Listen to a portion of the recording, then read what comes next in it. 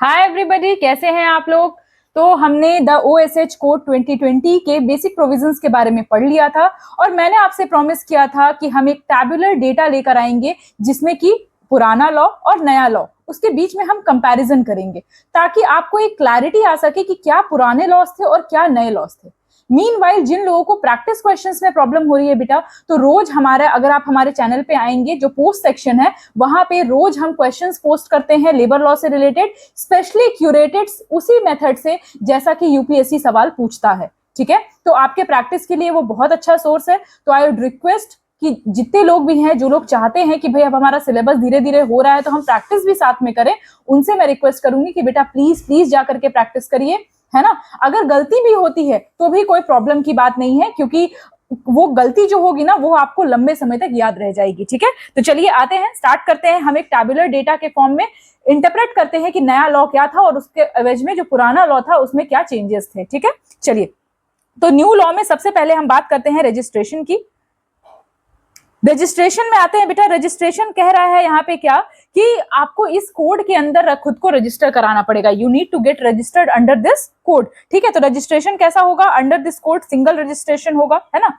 और पहले के लॉ में क्या था? पहले बेटा बहुत सारे लॉ थे, है ना, बहुत सारे लॉस को कंपाइल करके ये एक लौता लॉ बना है। तो जाहिर सी बात है कि यहाँ पे जो है सेपरेट रजिस्ट्रेशन हुआ करता था, यानी कि आपको अलग अलग एक्ट्स में आपको सेपरेट रजिस्ट्रेशन कराने की बात यहाँ पे की जा रही थी। ठीक है, तो पहला डिफरेंस तो ये आ गया और शायद यही मोटिव है, यही रीजन है इस लॉ को लाने का। चलिए, दूसरा डिफरेंस क्या है? Appointment letter. इस लॉ ने कहा है कि भाई हर एम्प्लॉय को अपॉइंटमेंट लेटर मिलना चाहिए, लेकिन पहले ऐसा कुछ था क्या? पहले ऐसा कोई प्रोविजन था अपॉइंटमेंट लेटर कंपलसरी होने का? तो नहीं, पहले ऐसा कोई भी कंपल्शन नहीं था कि आपको अपॉइंटमेंट लेटर मिलना चाहिए। ठीक है, तो दूसरा तो ये हो गया। चलिए आगे आते हैं। थर्ड चेंज क्या है? थर्ड चेंज कहता है कि नोटिस की बात कर रहा है। ठीक है, तो जितने भी डिजीजेस होंगे जो कि थर्ड शेड्यूल में मेंशन्ड हैं, ठीक है, जो भी थर्ड शेड्यूल में मेंशन्ड है उसमें क्या है कि आपको अगर कोई ऐसी डिजीज आउटब्रेक होती है तो आपको अथॉरिटीज को ये नोटिस भेजना पड़ता है। You need to send the notice to the concerned authorities. ठीक है, यहाँ पे ये बात की जा रही है। और पहले भी था नोटिस का था फॉर्मेट, लेकिन क्या है, अलग अलग एक्ट में अलग अलग तरीके से नोटिस भेजने का प्रावधान था। ठीक है, तो ये क्या हो गया? ये कंसोलिडेटेड एक सिंगल हो गया कि अगर कोई भी प्रॉब्लम होती है तो इस पर्टिकुलर फॉर्मेट में, इस पर्टिकुलर प्रोविजन में आपको नोटिस भेजना है। लेकिन पहले भी था, लेकिन पहले क्या था? ये सेपरेट था, मतलब कि सबको अलग अलग करके आपको भेजना होता था। ठीक है, चलिए अगला क्या है? Rights of employ.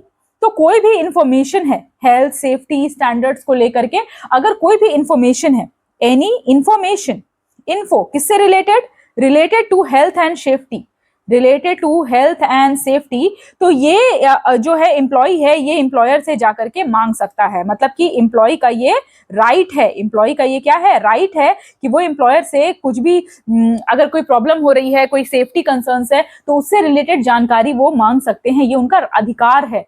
पहले ऐसा कोई अधिकार नहीं था, मतलब कर सकते हैं, ठीक है, अगर आपकी इच्छा, अगर आपका एम्प्लॉयर बताना चाहे तो वो बिल्कुल बता सकता है, लेकिन ऐसा कोई अधिकार नहीं था पहले। ठीक है, तो ये हो गया आपका चौथा डिफरेंस। चलिए आते हैं आगे के डिफरेंसेस में। नेक्स्ट डिफरेंस है हमारा बेटा, कह रहा है कि national occupational safety and health advisory board. ठीक है, तो अभी जो है हमारा जो नया कोड है उसमें एक टर्म आया है, national occupational safety and health advisory board. तो इस बोर्ड का काम क्या है? वैसे मैंने डिटेल में इसको आपके जो ये लेक्चर्स हैं, ये OSH कोड के जो समरी पढ़ाया है मैंने, उसमें ये चीज मैंने डिटेल में पढ़ाई है। ठीक है, तो ये जो नेशनल ये बोर्ड है, ठीक है, ये क्या करता है? ये एडवाइस करता है सेंट्रल गवर्नमेंट को ऑन सर्टेन इश्यूज जो कि हेल्थ और सेफ्टी ऑफ वर्कर्स से कंसर्न है। ठीक है, पहले ऐसा कोई बोर्ड एग्जिस्ट नहीं करता था, तो ये भी एक चेंज है जो कि नए कोड में आया है और पुराने कोड में ये चेंज नहीं था। चलिए अगला क्या आता है? तो अगला है यहाँ पे वेलफेयर ऑफिसर के बारे में है कि वेलफेयर ऑफिसर का क्या सिस्टम है। तो वेलफेयर ऑफिसर कहा गया है कि किसी भी फैक्ट्री में 250 वर्कर हो, या माइन में या प्लांटेशन में 250 वर्कर हो, वहां पे वेलफेयर ऑफिसर होंगे। ठीक है, पहले ये प्रोविजन कितना था? पहले था ये 500, यानी 500 वर्कर्स का होना जरूरी था in order to get a welfare officer जो कि उनके भले के बारे में सोचे। ठीक है, तो एक तो ये डिफरेंस हो गया। इसके अलावा क्या डिफरेंस है? तो कह रहे हैं कि safety officer and safety committee, safety officer and safety committee. तो इसका भी प्रोविजन मैंने आपको पढ़ाया है, जो समरी पढ़ाया है उसमें इसके प्रोविजंस हमने पढ़े हैं। जिन्होंने पढ़ा है उनको तो ये बहुत अच्छे से पता होगा, जिनको नहीं भी पता है जान लीजिए कि यहाँ पे कहा गया है कि फैक्ट्री में कितने होने चाहिए, 500 वर्कर होने चाहिए in order to get a safety officer and a safety committee. 500 worker factory में होने चाहिए। अगर हजार्डस है, अगर फैक्ट्री जो है क्या है बेटा आपकी हजार्डस है, तो वहां पे 250 होने चाहिए, ठीक है। और अगर माइन में कोई वर्क कर रहा है तो वहां पे 100 होने चाहिए, ठीक है। इतने इतने वर्कर्स अगर मिनिमम होंगे तो वहां पे सेफ्टी ऑफिसर और सेफ्टी कमेटी होगी। पहले क्या था, ये पहले था ओवरऑल 1000 वर्कर्स, ठीक है। मतलब कुछ भी ऐसा प्रोविजन नहीं था, बस था कि ओवरऑल 1000 वर्कर्स होने चाहिए in order to get it, ठीक है। तो चलिए, ये तो मुझे लगता है कि यहां तक आपको समझ में आ गया होगा। अगर कोई प्रॉब्लम है बेटा आप बिल्कुल पूछ सकते हैं, कोई भी ऐसे घबराने वाली बात नहीं है, ठीक है। चलिए अब और एनालाइज कर लें थोड़ा सा कि क्या डिफरेंस है, क्योंकि बेटा डिफरेंस याद रहेगा ना तो क्वेश्चन आपको यहीं कहीं से स्टिक कर जाएगा। और एग्जाम में इस बात का ध्यान दीजिएगा कि किस रेलिवेंस में पूछ रहा है।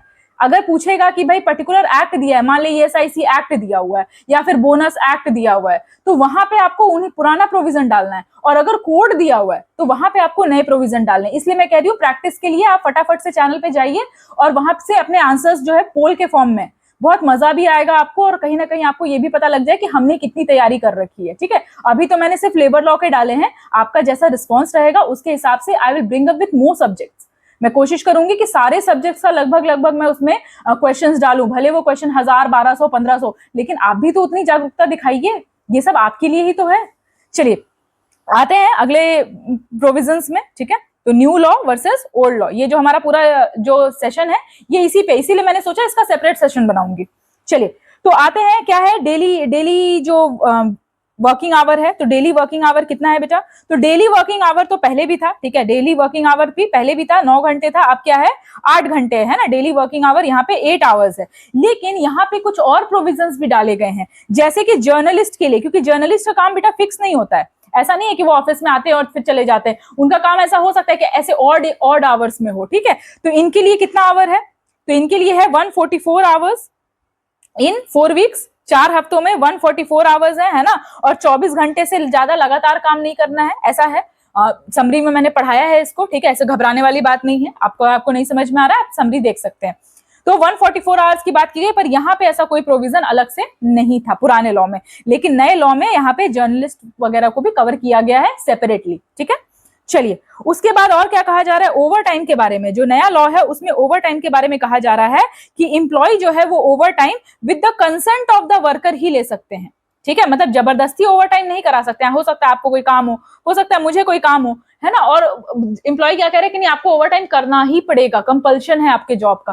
तो कंसेंट ऑफ द वर्कर जरूरी है ओवर टाइम कराने के लिए, पहले ऐसा कोई प्रोविजन नहीं था। यानी पहले ऐसा नहीं था कि भाई कंसेंट की कोई रिक्वायरमेंट है इन ऑर्डर टू कि भाई वो बंदा जो है वो ओवर टाइम करे, ठीक है। उसके अलावा क्या है, रजिस्टर, तो रजिस्टर पहले भी मेंटेन किया जाता था, अभी भी मेंटेन किया जाता है, लेकिन अभी क्या है कि सिंगल रजिस्टर मेंटेन किया जाता है, ठीक है। सिंगल रजिस्टर रिकॉर्ड जो है वो मेंटेन किया जाता है, पहले भी था, लेकिन पहले क्या है कि अलग अलग एक्ट में अलग अलग कंपल्शन, अलग अलग पैरामीटर्स थे, ठीक है। तो ये थोड़ा सा डिफरेंस है, क्योंकि जाहिर सी बात है जब कंसोलिडेट होती है चीजें तो वहां पे थोड़ा सा आसान हो जाता है, चीजों को मैनेज करना बहुत आसान हो जाता है। तो यही बात यहाँ पे कही गई है, ठीक है। चलिए अगला पॉइंट आते हैं। अगला पॉइंट क्या है कि इनकैशमेंट फॉर लीव, पहले अभी क्या है कि अगर 30 लीव है, ठीक है, उससे ज्यादा है, कम है, तो आप साल के एंड में उसको इनकैश करा सकते हो, ठीक है। तो मतलब कि encashment of leaves, encashment of leaves है यहाँ पे। लेकिन पहले ऐसा कोई प्रोविजन नहीं था इनकैशमेंट ऑफ लीव्स का, एम्प्लॉय चाहे तो कर सकता था, पर ऐसा कोई स्टैट्यूटरी प्रोविजन जो है वो वहां पर नहीं था, ठीक है। चलिए अगला क्या प्रोविजन है, अगला प्रोविजन है लाइसेंसिंग को लेकर के, ठीक है। लाइसेंस, कॉन्ट्रैक्ट लेबर के लाइसेंसिंग को लेकर के। तो पहले ऐसा है, अभी ऐसा है कि कोई भी अगर कॉन्ट्रैक्ट लेबर है बेटा, कोई भी कॉन्ट्रैक्ट लेबर है, इवन वो बाहर काम कर रहा है, मतलब इंटर स्टेट वर्क कर रहा है, कैसे काम कर रहा है, इंटर स्टेट वर्क कर रहा है, यानी दूसरे स्टेट में जाकर के काम कर रहा है, ठीक है। तो मोर देन वन स्टेट में भी वो अगर काम कर रहा है तो भी उसका जो लाइसेंस है वो 5 साल तक के लिए वैलिड होता है, 5 इयर्स तक के लिए वैलिड होता है, ठीक है। लेकिन पहले ऐसा क्या था, पहले इंटर स्टेट का तो एक स्टेट से ज्यादा का तो कोई प्रोविजन था ही नहीं। और लाइसेंस की जो वैलिडिटी है ना, पहले जो थी वो थी 12 महीने, 12 मंथ्स। और अब इस लाइसेंस की वैलिडिटी को बढ़ा करके क्या कर दिया गया है, इसको बढ़ा करके कर दिया गया है 5 ईयर्स, ठीक है। तो ये कंपाइलेशन आपको बहुत हेल्प करेगा पुराने और नए लॉ को समझने में, ठीक है। चलिए अगला आते हैं कि contract labour in core activity बताया था प्रोहिबिटेड है, कुछ कुछ कंडीशन में अलाउड है ना, मतलब कि एक्सेप्शंस में अलाउड है। एक्सेप्शंस में आपको contract labour in core activity कहीं कहीं पे अलाउड है, हर जगह पे अलाउड नहीं है, ठीक है। लेकिन पहले क्या था, पहले ऐसा मतलब कि मतलब अलाउड था जब तक कि गवर्नमेंट अलाउड अनलेस प्रोहिबिटेड, जब तक कि स्पेसिफिकली प्रोहिबिट नहीं किया जा रहा है तब तक अलाउड है। और अभी क्या है, प्रोहिबिटेड है जब तक कि स्पेसिफिकली अलाउ नहीं किया जा रहा है। दोनों में डिफरेंस है बेटा। एक में ऐसा है कि आप नहीं कर सकते जब तक कि आपको सरकार से स्पेशली परमिशन लेनी पड़ेगी, उसमें बहुत सारे कागज पत्तर आपको दिखाने पड़ेंगे। और पहले ऐसा था कि आप कर सकते हैं अनलेस कि स्पेसिफिकली गवर्नमेंट इसका कॉग्निजेंस ले और उसको फिर क्या करे कि उसको पूरा प्रोहिबिट डिबार करे, तब तक आप उसको अलाउ कर सकते हैं। तो दोनों में बहुत फर्क है और ये डिफरेंस ये इस पर्टिकुलर एक्ट में है, ठीक है। चलिए उसके बाद क्या कहा गया है कि कुछ केसेस हैं जैसे कि एक्सकावेशन का हमने पढ़ा था कि अगर माइंस एक्सकवेशन को अगर किया जा रहा है प्रोस्पेक्टिंग पर्पस से तो वहां पे ये कंप्लाई नहीं होता है ना, क्योंकि कभी कभी ऐसा होता है ना कि हम लोग माइन में खुदाई इसलिए नहीं कर रहे होते हैं कि हमको वहां से बेनिफिट लेना होता है, बल्कि प्रोस्पेक्टिंग पर्पस से या फिर चेक करने के लिए whether the site is useful और नॉट, यहाँ पे कितना कॉन्सेंट्रेशन है, इसके लिए भी तो लेबर मजदूर सब लगेंगे। तो प्रोस्पेक्टिंग पर्पस के लिए अगर एक्सकवेशन किया जा रहा है तो ये एक्सेप्शन है, this is an exception to the compliance. लेकिन पहले ऐसा कोई भी प्रोविजन नहीं था, यानी पहले इस फैक्टर को यहां पे ध्यान नहीं दिया गया था, ठीक है, पहले के एक्ट में। चलिए तो ये हो गया आपका। उसके अलावा क्या कहा गया है, उसके अलावा जो 18 इयर्स वाला एज है तो कहा गया है कि 18 ईयर्स से एज सिर्फ अप्रेंटाइज और ट्रेनीज होने चाहिए थे, सिर्फ अप्रेंटाइज और ट्रेनीज होने चाहिए हैं, वो भी कम से कम 16 साल के होने चाहिए और मैनेजर के सुपरविजन में काम करेंगे, मैनेजर के सुपरविजन में काम करेंगे। ये बात हमने समरी में पढ़ा है पहले के एक्ट में, मतलब कि चाइल्ड लेबर एडोलेसेंट एक्ट में दिया हुआ है कि हाँ भाई लोग काम नहीं करेंगे, पर स्पेसिफिकली इतना डिटेल में मेंशन करना ये चीज अवेलेबल नहीं थी पहले, ठीक है। चलिए तो एक तो ये हो गया। उसके बाद ऑडियो विजुअल वर्कर का पहले कोई प्रोविजन हमने नहीं पढ़ा है ना। तो ऑडियो विजुअल वर्कर का जो पहले जो प्रोविजन है कि प्रॉपर एग्रीमेंट होना चाहिए, है ना, प्रॉपर एग्रीमेंट होना चाहिए, फिर प्रॉपर रजिस्टर्ड होना चाहिए। तो ये सारी चीजें जो है वो पहले ऐसा कुछ भी प्रोविजन नहीं था, मतलब इनको डील ही नहीं किया गया था अलग से, they are just like any other employees और एनी अदर कॉन्ट्रैक्ट वर्कर, और कुछ भी नहीं, ठीक है। तो यहाँ पर ये जो मतलब जैसे जैसे सिनेमेटोग्राफी वगैरह और जैसे जैसे एंटरटेनमेंट इंडस्ट्री इंक्रीज हो रही है उस हिसाब से इस चीज को ध्यान में रखा गया है, ताकि उनके साथ भी ऐसा ना हो कि उनके जो बेसिक राइट्स हैं उनको वायलेट किया जाए, ठीक है। चलिए अब इसके बाद पेनाल्टीज की बात करते हैं कि पेनाल्टीज का क्या हालचाल है। तो पेनाल्टीज का क्या हालचाल है ये तो आपको समरी देख के समझ में आ गया होगा कि पहले भी पेनाल्टीज थी और अभी भी पेनाल्टीज हैं, लेकिन अब क्या है, इनहैंस्ड हो गई हैं।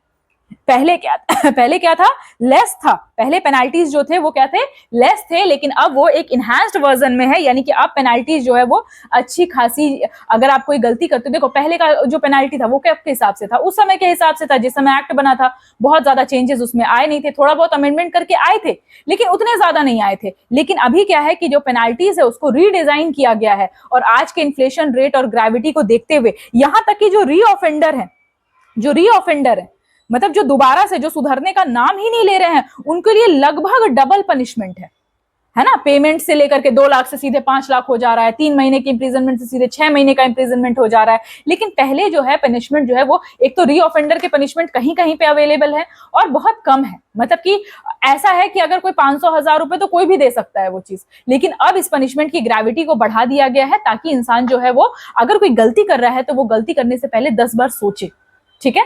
तो ये सारे थे बेटा डिफरेंसेस जो कि हमें पढ़ना था under the OSH code, that is occupational safety health and working condition code.